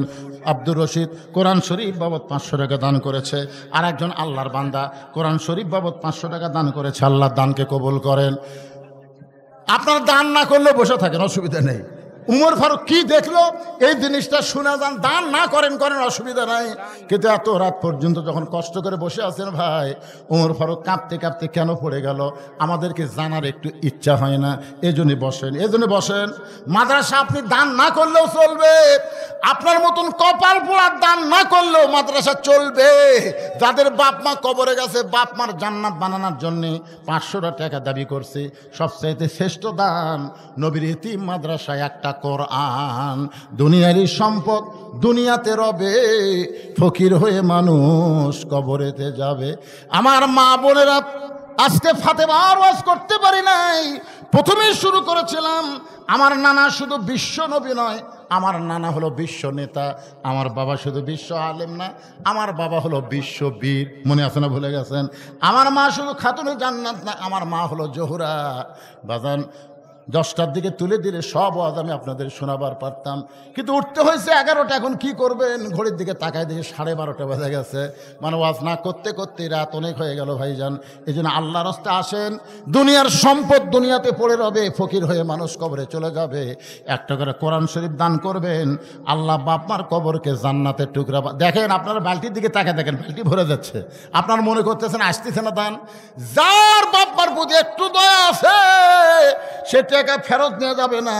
ও যখন মরে যাবে আপনার ছেলেরাও আপনার জন্য দান করবে। বাপমার জন্য যদি আপনার মন না কাঁদে, আপনি মরে যাওয়ার পরে আপনার ছেলের মন আপনার জন্য কাঁদবে না। বাজান এই জন্য আসেন, 500 টাকা আল্লাহর এক বান্দা কোরআন শরীফ বাবদ দান করেছে, আল্লাহ কবুল করেন। আরেকজন কিছু দান করেছে, আল্লাহ আপনি কবুল করেন। আল্লাহ নেক নিয়ত নেক আশা পরাক, আল্লাহুম্মা আমিন। মায়েদের জন্য 1 নম্বর নেক আমল হলো, 1 নম্বর আমল হলো পর্দা, 2 নম্বর আমল হলো স্বামীর কথা মতো চলা, 3 নম্বর হলো নামাজ, 4 নম্বর হলো রমজান মাসের রোজা। এই 4টি আমল যদি মেয়েরা করতে পারে, আল্লাহ খুশি হয়ে 8টা জান্নাতের দরজা তাদের জন্য খুলে দিবে। মেয়েদের 1 নম্বর আমল হলো পর্দা। ও মায়েরা, পর্দার মধ্যে থাকবেন। পর্দা হারা যদি ঘুরেন, একটা আমল আল্লাহ কবুল করবে না। আমার মায়েরা যারা বসে আছেন, ফাতেমার সঙ্গে যদি জান্নাতে যাওয়ার চান, তাহলে আপনাদেরকে পর্দা নিশে হওয়া লাগবে। মা 2টা, এই এখানে টাকা দাও, 2টা কোরআন শরীফ বাবদ 1000 টাকা দান করেছে, আল্লাহ দানকে কবুল করেন। হ্যাঁ, আফরোজ আমার মা 100 টাকা দান, কোরআনের জন্য 500 টাকা, তোমার 600 টাকা দান করেছে। মা আফরোজার দানকে আল্লাহ আপনি কবুল করেন, আল্লাহুম্মা আমিন। এই পিছনে যারা বসে আছেন আপনারা সামনে আসেন, তো টাকা দেওয়া লাগবে না, আসেন সামনে আসেন। আজকে এই মাহফিল শুধু ওয়াজের মাহফিল না, দোয়ারও মাহফিল। এই দোয়ার দরকার আছে না নাই? জোরে কেন? এই তোমরা দাঁড়া রাখেন, বসো বসো, এখনো দোয়া হবে, সবাই বসো। যারা পিছনে আছেন সবাই সামনে আসেন, তো আসেন। আপনি খালি উঠে সামনে আসবেন, আসবেন আর বসবেন। 1 বছরে কোনো ডাক্তারিকে যাওয়া লাগবে না, ঝাঁকি দিয়ে উঠবেন, ঝাঁকি দিয়ে বসবেন। আল্লাহ কোরআনকে লক্ষ্য করে বলেছেন, অনুনাজ্জিলু মিনাল কুরআনি মা হুয়া শিফাউ ওয়া রাহমাতুল লিল মুমিনিন।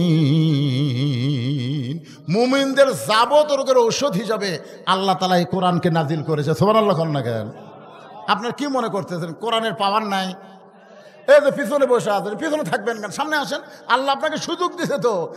মানুষের চাপে আপনি পিছনে বসেছিলেন, এখন তার চাপ নাই রে ভাই।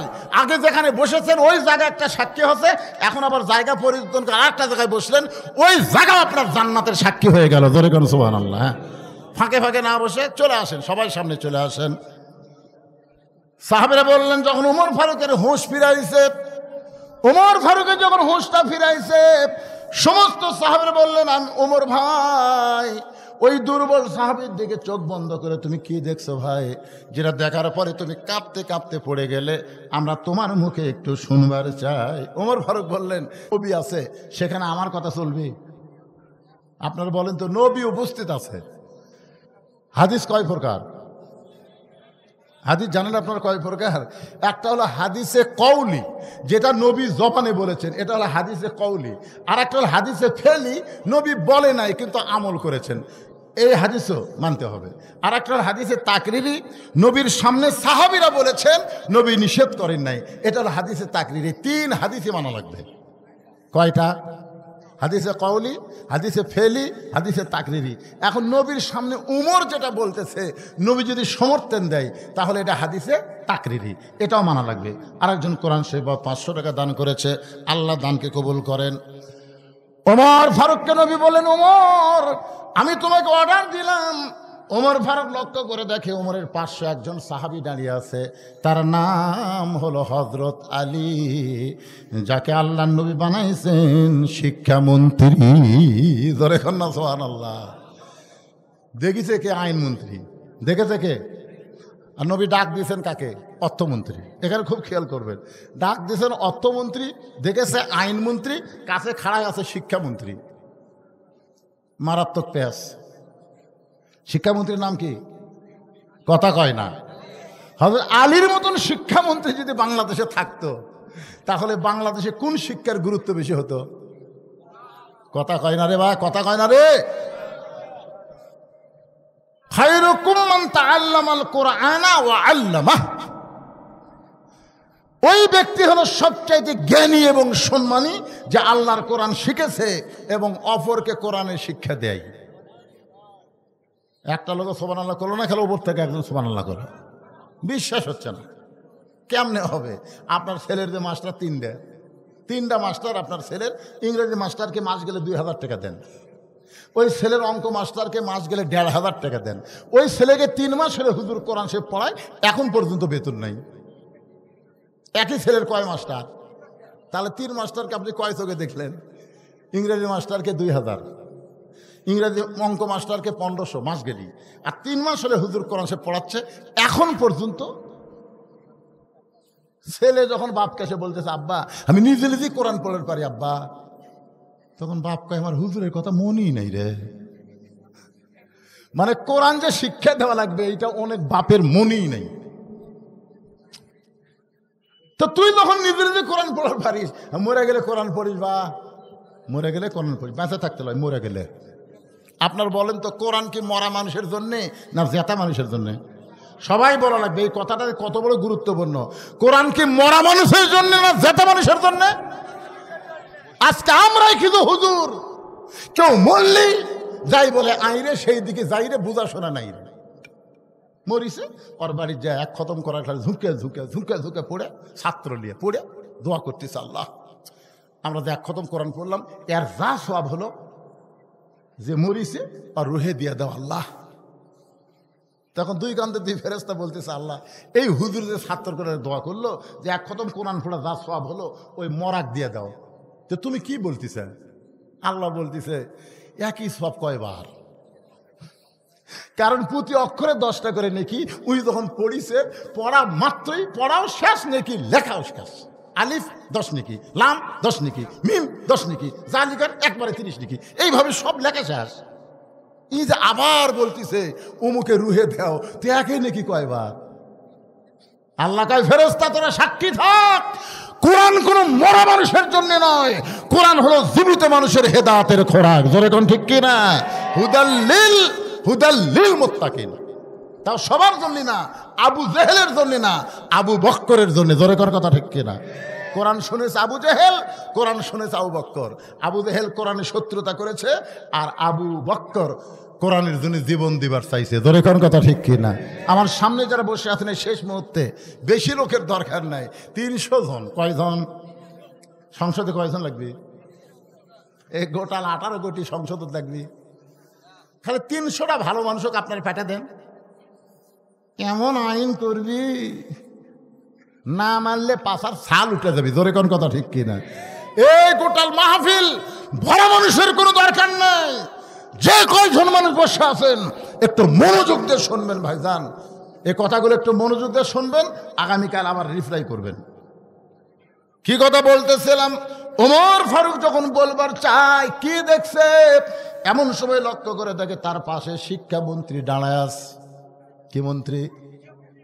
শিক্ষামন্ত্রী সম্পর্কে রাসূল বলেছেন, আনা মাদিনাতুল ইলমে ওয়া আলিও বাবুহা, আমি হচ্ছে ইলমের শহর, আলী হচ্ছে তার দরওয়াজা। ধরে কেন সুবহানাল্লাহ। তার মানে কি বুঝতেন, শিক্ষামন্ত্রীর মধ্যে কয় প্রকার গুণ আছে, কত এলেম আছে আপনার জানেন? রাসূল বলেছেন আমি হচ্ছে এলেমের শহর, এই শহরে এলেম যদি নিবার চাও আলী দরজা দিয়ে তোমরা এলেম নাও। ধরে কেন সুবহানাল্লাহ। হযরত আলী আস্তে করে বসে ওমর ফারুকের হাত ধরে বলতেছেন, ওমর ভাই আপনি চোখ বন্ধ করে কি দেখলেন আমি আলীরও জানা না। এখান থেকে বোঝা গেল কেউ গায়েব জানে না, একমাত্র জানি কে। কথা কন না কেন? মানে তুমি দেখছো, তুমি বলবার পারবো, আমি যতই জ্ঞানী হই আমার বলার এলেম নাই। আমরা সকলেই বিশ্বাস করব গায়েবের এক নম্বর মালিককে। আরো জোরে। রাসূল বলেছেন আমি যা জানি তোমরা তা জানো না, আমিও জানি না যতক্ষণ পর্যন্ত আল্লাহ পাক আমাকে না জানা। তাহলে আগে জানি কে, তারপরে জানি কে, তারপরে জানি কে, তারপরে জানে হচ্ছে আলী। কারণ আমি হচ্ছে এলেমের শহর, আলী হচ্ছে তার দরজা। কথাটা বুঝতে পারতেছেন না? আগে জানে কে, তারপরে জানে কে আল্লাহ নবী, তারপরে জানে হযরত আলী। কিন্তু সে আলী বলতেছেন ওমর ভাই চোখ বন্ধ করে আপনি কি দেখে কাঁপতে কাঁপতে পড়ে গেলেন, আমি আলীরও জানে নাই। সঙ্গে সঙ্গে রাসূল বলে ওমর তুমি যা দেখছো সমস্ত সাহাবীর মধ্যে বলে দাও। হযরত ওমর বলতেছে রাসূলুল্লাহ আমি চোখ বন্ধ করে দেখতে পাই যে ব্যক্তি বসে বসে নামাজ পড়বে, আপনি মেহরাব ছেড়ে যার কাছে যাবার চাইছিলেন, প্রথম দিকে আমি একটু রাগ করেছিলাম, কারণ আপনাকে বলেছিলাম আপনার জুতার পরশে আল্লাহর আরশ ধন্য হয়ে যায়। হুজুর আপনি যাবেন কেন, আমি আপনাকে আপনার কাছে ওকে হাজির করে দেই, এইটা রাগ করে আমি চোখ বন্ধ করেছিলাম। চোখ বন্ধ করে দেখতে পাই ওই দুর্বল সাহাবীর ঈমান এত পাওয়ারফুল ঈমান, ওই দুর্বল সাহাবীর ঈমানটা খুলে যদি আসমানে লেগে দেওয়া হয় সূর্যের চাইতেও বেশি আলো দিবে। আপনার বলেন তো ঈমানের পাওয়ার আছে না নাই? এ ধরে কেন আছে না নাই? বাংলাদেশের মুসলমান ভারতের হলো মালোয়ান, আমাদের ঈমানের পাওয়ার কি? সবাই বলেন হাসবি আল্লাহ নিমাল ওয়াকিল ওয়া নিমাল মাওলা ওয়া নিমান নাসির। ফিরআউনের সাথে কম সৈন্য ছিল? কোন ইতিহাসবিদ লিখেছে লক্ষ লক্ষ সৈন্য ছিল, তাদের হাতে অস্ত্র ছিল। মুসার সাথে সামান্য কয়েকজন দুর্বল না খাওয়া পাটি, সামনে সাগর। ফিরআউন কয় রে মুসা ভালোই তো দৌড়ালো, এখন দৌড়াতো, এখন দৌড়া, সামনে সাগর, আর দৌড়ার পারবি? একবারও মুসা নবী সাগরের দিকে তাকায় না, তাকে আছে কার দিকে? নাসরুম মিনাল্লাহি ওয়া ফাতহুন করিব ওয়া বাশশিরিল মুমিনিন। আল্লাহ আমরা যদি তোমার মুমিন হই তাহলে তোমার কাছে আমরা সাহায্য চাই, তুমি অবশ্যই আমাদেরকে সুসংবাদ দিবা। জোরে কোন কথা ঠিক কি না? কার দিকে তাকা আছে? আল্লাহ কয় কে রে মুসা? ফেরাউন বারবার সাগর সাগর কয়, একবার তাকালে কি হয়? একবার তাকা। মুসা নবী তাকায় দেখে পানির স্রোত, বিশাল সাগর। আল্লাহ বলে হাতের মধ্যে কি বলে? লাঠি, মার বাড়ি। লাঠির বাড়ি মারছে, একে 12 লাইন রাস্তা হয়ে গেছে। আল্লাহ কয় মুসা নাম। মুসা বলতেছে আল্লাহ আমাকে নামা দিকে তোরাও নাম। আচ্ছা ঠিক আছে, তোরা আগে নাম, আগে তোরা নাম, আগে মুগ্ধ ইয়ামিন আলামিন, আগে তোমরা নামো। আবু সাইদ জীবন দেওয়ার পরে তোমরাও জীবন দেওয়া শুরু করো, তারপরে ফেরাউনের গোষ্ঠীর কি হয় দেখতে পাবা। জোরে কোন কথা ঠিক কি না? আয় আয় রে, কি মনে করতেছেন ভারতের হিন্দুর বাচ্চারা লাগবার চায়? আল্লাহ আমাকে সাগর রাস্তা বানিয়ে দিবি, আর তোর ফেরাউনের মতন সুবড়া মারবি। জোরে কথা কন না কেন ভাই? আপনার মনে করতেছে আমার ওয়াজ খালি আপনাকে এই দুবলে গাড়ির মধ্যে থাকতেছে? এই যে মালগুলো কি আমেরিকা বলেন, রাশিয়া বলেন, ব্রিটেন বলেন, ফ্রান্স বলেন, সৌদি আরব বলেন, মালয়েশিয়া বলেন, পৃথিবীর যত দেশে বাংলাদেশে আছে প্রত্যেকটা বাংলাদেশি অন্য বক্তার ওয়াজ শোনার সাথে সাথে বলিষেদের ওয়াজ একবার দেখে। ওরা দেখতে চাই যারা হুদুর দুবলা গাড়ি সেই মারামার দিতে রে। এমনকি ভারতের হিন্দুরাও দুই একটা। ওরে বাবা রে, বর্ডার আর খুলবি, বর্ডার বন্ধ। যে ডোজ দেওয়া দিছে হাইরে বিসমিল্লাহ কয়ে যদি মারে ভাই, একটা ভগবানের জাতির বাঁচার বুদ্ধি নেই। জোরে কোন কথা, কথা কন না খান, একটু জোরে বলেন। দরকার জীবন দেব কিন্তু কোন বাতিলের সঙ্গে মুসলমান আপোষ করবে না। জোরে কোন কথা, ঠিক কি না? আরে লক্ষণ সেনের মতন যে হাসিনা বাংলাদেশ পড়লে গেছে, আর সেই হাসিনা খেলিয়ে তোরা বাংলাদেশে যুদ্ধ করবো? আয়, ডোনাল্ড ট্রাম্প যেদিন ক্ষমতা ভোটে জিতলো বুঝলেন, সেদিন মোদী সরকার ভাবছিল যে ডোনাল্ড ট্রাম্প তখন জিতিছে, এখন হাসিনা সহজ হবি। তো ডোনাল্ড ট্রাম্পকে মোদী সরকার বলতেছে, বাংলাদেশের প্রধানমন্ত্রী হাসিনা আমার দেশত আশ্রয় নিছে, কি খবর? ডোনাল্ড ট্রাম্প বলতেছে, এই মেয়াকের সাথে আমার কোনো খবর নেই। তুমি হিন্দু, বাংলাদেশের ভারতের প্রধানমন্ত্রী, তুমি মরদ না মেয়ে? আমি তো পুরুষ। আরে আমার সাথে একটা মেয়ে মানুষ ডানা ছিল, নাম হলো কমলা। আমেরিকার জনগণ বুঝা দিছে যে আমেরিকার লোকেরা লুচ্চা হলেও মরদ মানুষ চাই। জোরে কোন কথা, ঠিক কিনা? যতই লুচ্চা হোক আমরা এরশাদ চাচার মতো মানুষ চাই। জোরে কোন কথা, ঠিক কিনা? আমরা খালেদা হাসিনাকে আর চাই না। কথা কন না কেন, কথা কন না কেন? বাংলার জমিন আর কোন নারী নেতৃত্ব চলবে? ডোনাল্ড ট্রাম্প কাছে হাসিনা যদি মরদ হতো তাহলে, কিন্তু মেয়ার পক্ষে আমি নাই। মোদি কয় তাহলে তো কাম সারা বারে, এতদিন আমেরিকা নিয়ে যে স্বপ্ন দেখছো আর তার হলো না। দুড়িয়ার মতন কাল্লা ভিতরে ঢুকিছে। এখন ইস্কন দিয়ে আমাকে মুসলমানের আলিফ ভাইকে সিটারাঙ্গা মারছে একটা উকিলকে। ধরে কোন কথা, ঠিক কি না? পরের দিন মুসলমান যে মিছিল বার করছে সব ইস্কনের অফিস থুয়ে পলে গেছে। কে পলাশকা? কি মনে করতেছে আল্লাহর কাছে ভগবানের খাওয়া আছে? কথা জোরে বলেন, খাওয়া আছে? মুসলমান ইমান আছে, মল্লি শহীদ হবে। হিন্দু মল্লে কুড়ি যাবি, শহীদ হবি, নারায় তকবীর দিবেন, ওরকে জয় শ্রীরাম, ওরকে পাশার মধ্যে ঢুকবি। জোরে কোন কথা, কথা কন না কেন? লিল্লাহে তাকবীর। আর যতই আইবা, আর যতই তোর আয়, ওয়াজ আর লম্বা হবি না। তোরা এখন ধান্দা করতেছে, হুজুর আবার ওয়াজ ধরছে, আবার আইসি ফির করে, আর ওয়াজ হবি না। যা হতে হয়েছে আজকে এই পর্যন্তই। আল্লাহ আমাদের সবাইকে ইমানের বলে বলিয়ান হয়ে আমি একটা গজল গায়া মোনাজাত করব। ইমানের দাবি যদি কোরবানি হয়, সেই দাবি ঘরে বসে থাকা নয়। আপনার বলেন তো, ফিলিস্তিনের মুসলমানেরা ঘরত বসে আছে? ইমানের দাবি যদি কুরবানি হয়, সেই দাবি ঘরে বসে থাকা নয়।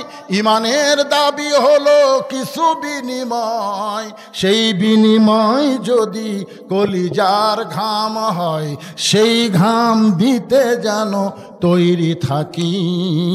ওগো দয়াময় আমার আল্লাহ দয়াময়। ইমানের দাবি হলো অগ্নিশিখা, হিন্দুদের বিরুদ্ধে চলতে শিখা। ইমানের দাবি হলো অগ্নিশিখা, বাতিলের বিরুদ্ধে জ্বলতে শিখা। সে আগুনে জ্বলে জ্বলে, সে আগুনে জ্বলে জ্বলে দিব ইমানের পরিচয়। ইমানের দাবি ঘরে বসে থাকা নয়। আল্লাহ তাআলা আমাদের সকলকে ইমানের বলে বলিয়ান করুক। সকলে বলে আল্লাহুম্মা আমিন। এখান থেকে শিক্ষা, ইমান যদি বলবান করতে চান তাহলে ফজরের নামাজ জামাতে পড়া লাগবে বাজান। দুই একজন ঠিক ঠিক কয়, বাদ বাকি কথা কয় না। 5 ওয়াক্ত নামাজ আল্লাহ যেন আমাদের সবাইকে জামাতের সঙ্গে আদায় করার তৌফিক দেয়। জোরে কোন আমিন। আস্তাগফিরুল্লাহ, সকলে পড়েন। আস্তাগফিরুল্লাহ আল্লাযী লা ইলাহা ইল্লা হুয়াল হাইয়ুল কাইয়্যুম ওয়া আতুবু ইলাইহি। আল্লাহুম্মা সাল্লি আলা মুহাম্মাদ, আল্লাহুম্মা বারিক আলা মুহাম্মাদ, আল্লাহুম্মা আমিন। আল্লাহ সেই মাগরিবের নামাজের পর থেকে রাত এখন 1:45 বাইজা গেছে। এই দীর্ঘ সময় পর্যন্ত তোমার পাগল বান্দা বান্দিরা আরামের বাড়ি ঘুমকে বাদ দিয়া কোরআন হাদিসের মহব্বত কলিজার মধ্যে নিয়া এই জান্নাতের বাগানে বসে বসে আলোচনা শোনার শেষে আমি গুনাহগারের সঙ্গে রহমতের দরজায় ফকির হয়ে দোকানা হাত তুলেছি। মেহেরবানি করে আজকের মাহফিল আমাদের সকলের হেদায়েতের জন্যে, নাজাতের জন্যে, জান্নাতের জন্যে কবুল করো। এই মাহফিলের শুরু থেকে শেষ পর্যন্ত যত আলোচনা হয়েছে আল্লাহ, এর মধ্যে যদি ত্রুটি হয়, ভুল হয়, মাফ করে দিও। এর যা হাদিয়া মঞ্জুর করো সোনার মদিনায় নবী পাকের রওজা মুবারকে আল্লাহ কবুল করে নাও। তামাম আম্বিয়াই কেরাম, আসহাবি কেরাম, তাবিনে কেরাম, তাবা তাবিনে কেরাম, আউলিয়াই কেরাম, পীর মাশায়েখ বুজুর্গানে কেরাম, তামাম পৃথিবীর মাটির নিচে যত মুমিন মুমিনা শুয়ে আছে আল্লাহ সকলের আরওয়াফে হাদিয়া কবুল করো।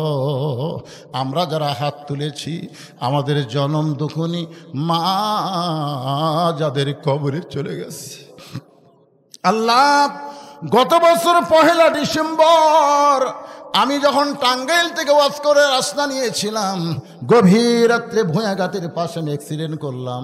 আমার অ্যাক্সিডেন্টের খবর আমার মার কাছে দিতে ভুল করেছে, বলেছে হুজুর অ্যাক্সিডেন্ট করেছে।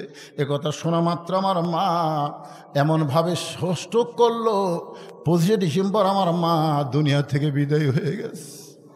বহুদিন আমার বউকে বলেছিলাম ওয়াজ করে বাড়ি আসবো, তুমি চেতন থেকো, কিন্তু কোনোদিন দেখলাম না। আমার যাবার অপেক্ষায় আমার বউটা চেতন আছে। আমার মা যে ঘরে ঘুমাই ওই ঘরের জানলার পাশ দিয়ে যখন হেঁটে যায়, মামার জুতার শব্দ শুনে বলে বাজান আমি ঘুমাই নাই। সন্তানের জুতার শব্দ মা বোঝে। মা যখন দরজা খুলে দেয়, আমি বললাম মা কোনোদিন তোমাকে ঘুমাতে দেখলাম না। মা বলে পাগল রে, ওয়াজ করে বাড়ি আসবি। এইটা জানার পরে মা কোনোদিন ঘুমাই না। এই দরদের মা যাদের কবরে গেছে,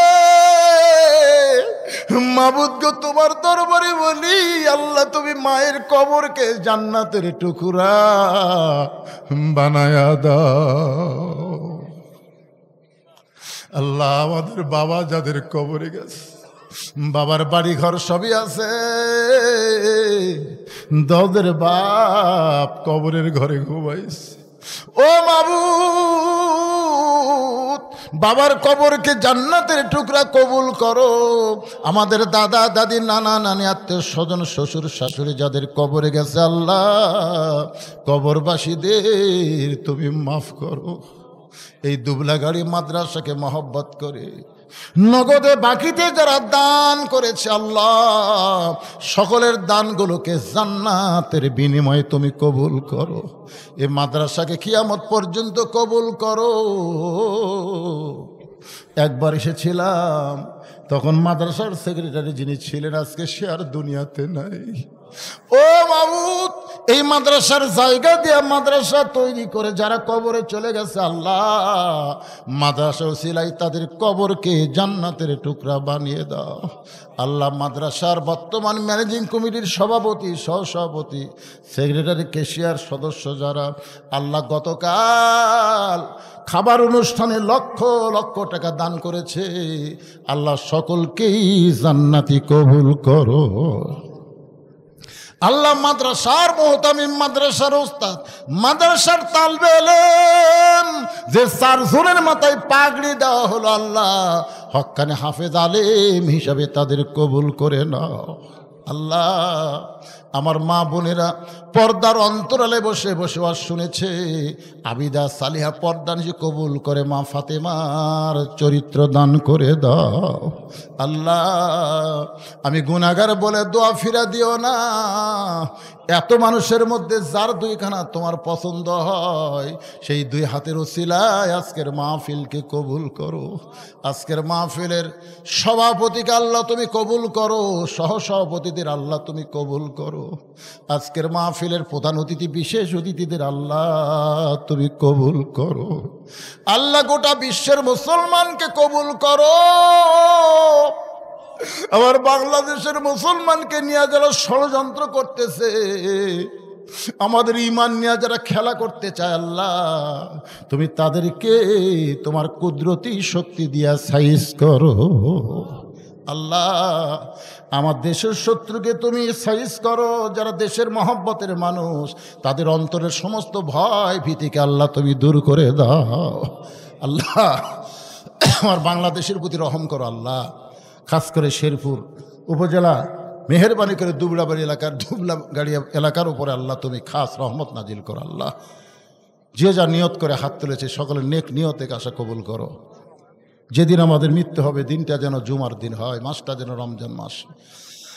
ঈমানের সাথে ইজ্জতের সাথে এই দুনিয়া থেকে বিদায় নেওয়ার কালে আমাদের জবানে তুমি জারি করে দিও লা ইলাহা ইল্লাল্লাহু মুহাম্মাদুর রাসূলুল্লাহ সাল্লাল্লাহু আলাইহি সাল্লাম।